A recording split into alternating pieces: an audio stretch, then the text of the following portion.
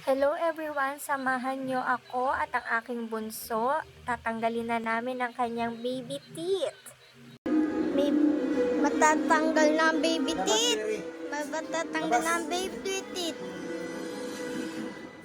Naaalala nyo din ba yung mga bata tayo na nilalagyan din natin ng sinulid yung mga ngipin natin tapos itatali natin tapos sasarado natin yung pinto.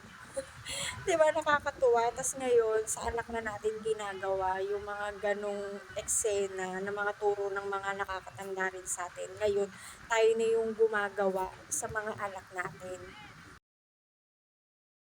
Siyempre, kailangan strong para matanggal ang baby teeth ng baby bunso. So, ito na po ang ating eksena. Ito yung first attempt namin para matanggal yung baby teeth ni Bunso. Pero, nakailang attempt kami, hindi namin siya natanggal. Kaya nanghihingi na ako ng tulong kay Papa para matanggal na yung baby teeth niya. Sorry, Fuzzy. Natatanggal na po yung baby teeth niya. Kasi may tumutubo na pong bagong teeth. Ayun po. Tatanggalin na namin yung baby teeth. Okay.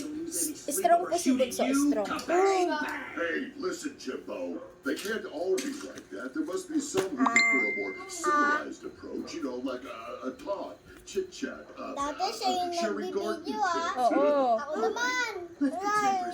Oo. Strong po si Bunso. Strong. Ako lang. Kaway. Dali na ah. Anyone? I know somebody. Ano ba? Hey, I don't listen to that dead brain. right. I think I know that's the somebody you're looking for. He not only speaks animal, he speaks human like a native. Oh. May natubo na mo Kaya nga eh. Baba, ikaw nga baba yung May natubo na sa kanila. masakit daw, masakit. Nga nga. What's that? Kaya na rin. A joke? It's serious, you idiot. Talking won't work.